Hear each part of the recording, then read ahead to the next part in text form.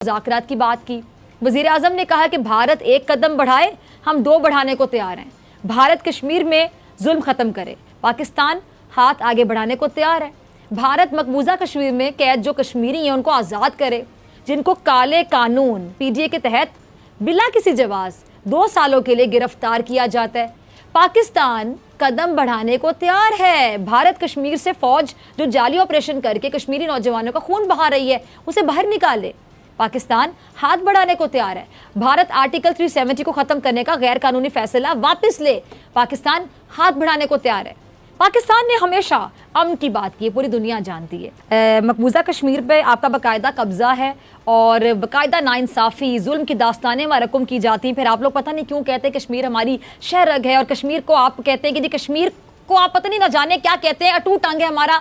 अटूट अंग के अंग अंग में गोलियां आप लोग चलाते हैं। मुझे समझ नहीं आती कि आपके कॉल फेल में इतना तजाद है, वो आपके साथ रहना नहीं चाहते, फिर भी आप उन पर बाकायदा काबिज हैं। आप लोग उनकी राय नहीं जानते, उनकी राय को जानी चाहिए, हक खुदरादियत उनको देना चाहिए। उनकी राय जानने से, हक खुदरादियत देने से आप लोग क्यों इतना घबराते हैं? और आज़ाद कश्मीर में भी जो चल रहा है आपके सामने है। क्या चाहती है आपकी गवर्नमेंट, क्या चाहते हैं नरेंद्र मोदी, क्या एजेंडा है उनका? जी, सबसे पहले तो आपने मुझे प्रोग्राम में दावत दी, इसके लिए आपका बहुत बहुत शुक्रिया। मैं आपके सवाल का जवाब दूं उससे पहले मैं ये बता दूं कि मैं नहीं जानता कि आप में से कितने लोगों ने हिंदुस्तान देखा है, मगर मैंने पाकिस्तान देखा है जी। और जब मैं पाकिस्तान के लिए मैंने बताया अपने पेरेंट्स को कि लाहौर जा रहा हूं, तो वालिद साहब तो कह रहे थे ठीक है भाई चले जाओ, जैसे ज़्यादातर बाप होते हैं उनको इतनी परवाह नहीं होती। माँ थोड़ी सी घबराई, फिर वो 10 मिनट बाद मेरे कमरे में आई और उन्होंने आके मुझसे कहा कि बेटा माँ तो वहां भी माँ ही होती होगी। मैंने कहा जी ऐसा ही है मम्मी। तो उन्होंने कहा कि फिर तुम जाओ, फिर कोई बात नहीं है। तो पाकिस्तान से लौटने के बाद वहां पर जो मैंने वक्त गुजारा उसके बारे में मैंने अपने लोगों को बताया। सबने मुझसे पूछा कि भाई बताओ कैसा है पाकिस्तान। तो मैंने ये कहा कि वहां पर भी जो माँ है वो भी वही ख्वाब देखती है अपने बच्चों के लिए जो हमारी माएँ हमारे लिए देखती है। वहां भी माँ चाहती है कि उसके बच्चे के पास अच्छा रोजगार हो, उसे अच्छी तालीम मिले, वो दुनिया में तरक्की करे, उसकी शादी हो और वो फूले फले। मेरी माँ जो मेरे लिए ख्वाब देखती है, पाकिस्तान की हर माँ अपने बच्चे के लिए वही ख्वाब देखती है। वो ये नहीं चाहती कि उसका बच्चा कब तालीम खत्म करके और जिहाद पर चला जाए। तो ये हमारे दरमियान जो मिसकंसेप्शंस हैं, मैं समझता हूं Pakistan is a highly misunderstood country around the world. आपने जिस तरह से इंट्रो दिया, वहां से बात करना जो है वो बड़ा मुश्किल हो जाता है, तो खास तौर से जब आप चाहते हो कि अमन की बात कर रहे हैं कुछ और। मुझे ऐसे लगा कि मानो आप गौरी गजनवी अब्दाली सारे ही हमारे ऊपर ठोक रही हो एक के बाद एक। अब आते हैं आपके सवाल के जवाब। अच्छा एक मिनट, सॉरी अरविंद, मैं आपकी बात को काट रही हूँ, आगे मैं आपकी तरफ आती हूँ। आप सवाल के जवाब की तरफ आइएगा। आप अमन की बात कर रहे हैं, हमारे प्राइम मिनिस्टर ने बाकायदा बार बार अमन की पेशकश की। हम बार बार बात ऐसे करते हैं कि हम अमन की बात करना चाहते हैं, हम मसला कश्मीर को भी टेबल पे बैठ के हल करना चाहते हैं। अमन से कौन दूर भागता है? इंतशार पसंद कौन है? इतनी गर्म दिमाग और गर्म सोच कौन रखता है? आपका प्राइम मिनिस्टर नरेंद्र मोदी। आपने सवाल पूछ लिया, मुझे जवाब इसका मुकम्मल देने दें आप प्लीज। तो आपने कह दिया कि मोदी साहब नहीं चाहते कि दोनों मुल्कों के दरमियान अमन हो। तो मैं आपको ये बता दूं कि हिंदुस्तान की तारीख मोदी साहब से शुरू नहीं होती। हिंदुस्तान की तारीख उससे पहले की भी है, 2014 से पहले का भी एक हिंदुस्तान है। अतर काज़मी साहब अभी कह रहे थे कि जी एक रिजीम चेंज की जरूरत है और ये रिजीम से बात नहीं हो सकती।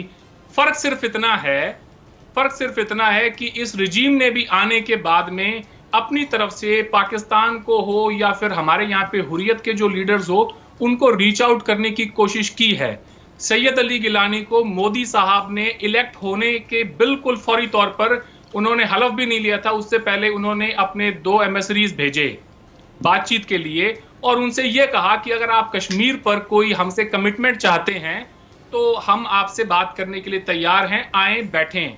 ये मोदी साहब का जेस्चर तब है कि जब उन्होंने ओथ भी नहीं ली है अपनी।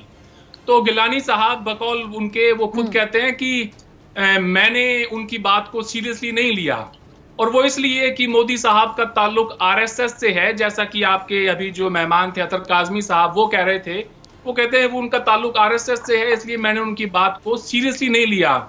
कितनी अजीब बात है, वो इंसान जिसका ताल्लुक जमाते इस्लामी से हो, उसे इस बात पर एतराज है कि सामने वाला आरएसएस से है।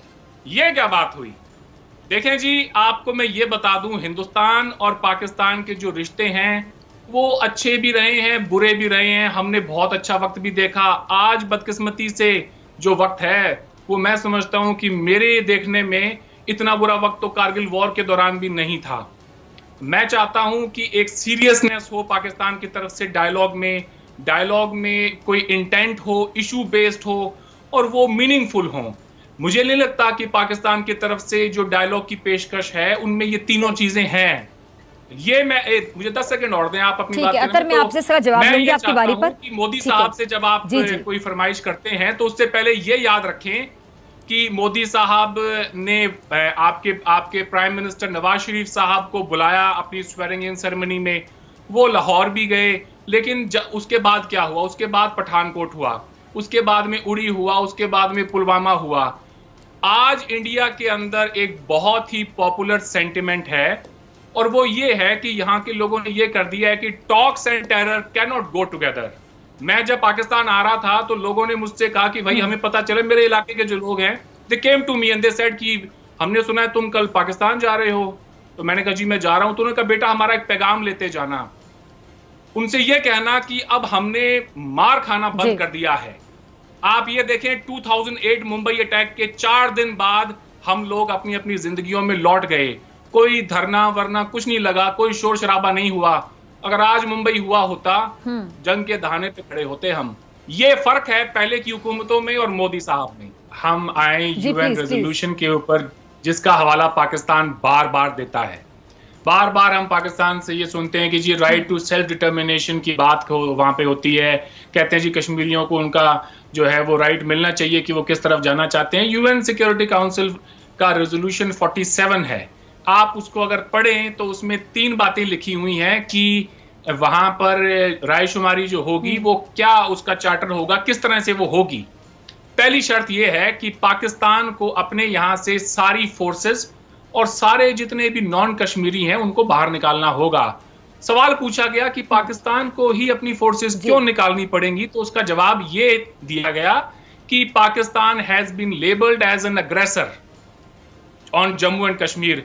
जम्मू कश्मीर के लोग तो आजाद ही थे जी, आप ही ने स्टैंड स्टिल अग्रीमेंट साइन किया उनके साथ और आप ही ने उसका वायलेशन भी किया। एयर मार्शल असगर खान साहब ने अपनी किताब में और टीवी इंटरव्यूज में बहुत बार ये बात कही है, जंग चाहे 48 की हो 65 की हो, सारी जंगें पाकिस्तान की तरफ से हुई हैं, इसमें कोई शक नहीं है। मैं लाहौर के पास ही एक गांव में गया था, छोटा सा गांव है। लोगों ने मुझसे पूछा कि अरविंद हम मोहब्बत चाहते हैं, अमन चाहते हैं हिंदुस्तान के साथ, तो आप बस ये कश्मीर का जो मसला है इसको हल कर दें, तो उसके बाद में तो हम एक ही लोग हैं, कोई प्रॉब्लम नहीं है, वरना फिर वही होगा जो आज तक होता आया है। तो मैंने उनसे पूछा क्या हुआ है आज तक, वो कहते हैं वो ये हिंदुस्तान को मुंह की खानी पड़ी है। मुझे हैरानी हुई आपकी ये बात सुनकर वहां की सिविल सोसाइटी की। मैंने उन्हें 3-4 आर्टिकल बीबीसी के दिए, मैंने कहा आप जरा इसे पढ़ें कि दुनिया क्या कहती है इन जंगों के बारे में। तो उन्होंने कहा बेटा ये तो अंग्रेजी में है, अंग्रेजी तो नहीं पढ़ सकते हैं। मैंने कहा कि अपने बच्चों को बुलाएं, उनसे वो आपको बता देंगे। कहते नहीं बेटा यहाँ तो अंग्रेजी नहीं, कोई नहीं पढ़ता है। मैंने कहा फिर मेरी गलती हो गई है, वाकई में चारों जंगें आप ही जीते हैं। देखें जी, कश्मीरियों का सबसे बड़ा जो शिकवा होना चाहिए वो आप लोगों से होना चाहिए, वो तो आजादी थे। ना आप कबायली हमला करते, ना आज ये नौबत यहाँ आती। यूएन सिक्योरिटी काउंसिल के जो रेजोल्यूशन है उसमें 3 शर्तें हैं, पर आता हूँ। अच्छा, मैं थोड़ी सी बात ऐड करना चाहूंगी, सॉरी मैं आपकी बात कर रही हूँ अरविंद, के बहुत से पैनलिस्ट आपके अक्सर ये अंग्रेजी की बात करते हैं, अंग्रेजी का कंपैरिजन करते हैं, तो मैं हमेशा ही बात कहती हूँ कि अंग्रेजी का किसी की जहानत से या किसी की सोच से कोई ताल्लुक नहीं। अंग्रेजी सिर्फ एक लैंग्वेज है, एक जबान है। अगर आप इस बात से अग्री करेंगे, बहुत से लोग ऐसे हैं जो कि पढ़े लिखे नहीं हैं, जिनकी तालीमी काबिलियत बहुत ज्यादा नहीं है, जिनका आईक्यू लेवल इतना ज्यादा नहीं है, लेकिन जिस तरह आप लंदन में रहते हैं अतर, तो वहां पे बहुत से लोग फरफर अंग्रेजी बोलते हैं, क्योंकि एक लैंग्वेज है, वो गोरों को बोलता हुआ सुनते हैं तो वो एब्जॉर्ब करते हैं, वो बोलते हैं। मतलब अंग्रेजी का कोई आपके आईक्यू लेवल से, आपकी सोच से, आपकी जहानत से कोई लेना देना नहीं है। आप इंटरप्ट तो ना जी जी आपकी यहाँ से बात की जाती है, इसलिए मैंने ये बोला जी। अगर आप अग्री करेंगे, आप अग्री करेंगे इस बात पर, ना करें मुझे ये ना करें। अब आप मुझे 12 मिनट नहीं, मैंने आपको सिर्फ यहाँ पे इस्लाह करने की कोशिश की। कि अंग्रेजी सिर्फ एक लैंग्वेज है। आप अंग्रेजी को किसी की तालीमी काबिलियत या ये ना समझे कि किसी की काबिलियत या किसी की जहानत है, तो पैरामीटर नहीं है। सच जी मुझे मैं इसका जवाब देता हूं। पाकिस्तानी मुआशरे में जो सच है वो अंग्रेजी में लिखना कुछ हद तक पॉसिबल है, उर्दू में सच लिखना जो है बेहद मुश्किल है।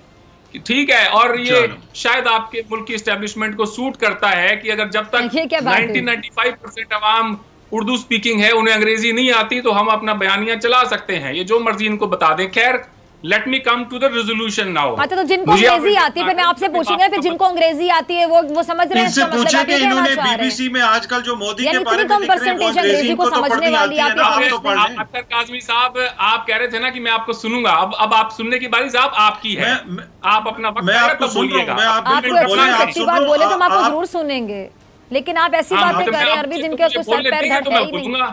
चलें जी, आगे चलें, अंग्रेजी पे आगे ना, चलिए आगे चलें, आप कब से बोल ही तो रहे हैं। जी आगे चलें साहब। जी अरविंद, आप आगे चलिएगा जी, प्लीज अपना अगला पॉइंट जरा डिस्कस करें। अरविंद पहले उनको भी शामिल गुफ्तगू है ना, अगले पॉइंट पे चलें। यूएन सिक्योरिटी काउंसिल से पॉइंट मुकम्मल करें जी, आगे चलें। सुन रहे हैं आप, बोलें आप यूएन काउंसिल का रेजोल्यूशन पे बात करें, मुझे मुकम्मल तो करने दें, यूं तो ना करें आप। यूएन सिक्योरिटी काउंसिल के रेजोल्यूशन की 3 शराइत है। पहले की पाकिस्तान विड्रॉ करेगा अपनी फोर्सेस, नॉन कश्मीरीज को सबको बाहर निकालेगा। उसके बाद हिंदुस्तान भी अपनी फोर्सेस को विड्रॉ करेगा, हत्ता कि थोड़ी बहुत फोर्स मेंटेन रखेगा वहां पे लॉ एंड ऑर्डर को मेंटेन करने के लिए, उससे ज्यादा नहीं। उसके बाद इंटरनेशनल वॉच एजेंसीज की तहत में वहां पर रेफरेंडम होना था, तो ना पाकिस्तान ने फोर्सेस विड्रॉ की और ना ही उसके बाद में जो है वहां पे रेफरेंडम की नौबत आई। ना नौमन तेल था, ना राधा नाची। अब आ जाते हैं आगे इसके ऊपर, आपके जो आरएसएस के जो है कि आरएसएस की रेसिस्ट आइडियोलॉजी, आरएसएस ने ये कर दिया, आरएसएस ने वो कर दिया। मुझे आप ये बताएं, दुनिया भर के अंदर आरएसएस ने कितने टेररिस्ट अटैक किए हैं? देखें जी, जितने टेररिस्ट अटैक होते हैं, सॉरी टू से उसमें से ज्यादातर जो अटैक होते हैं वो मुसलमानों की तरफ से होते हैं।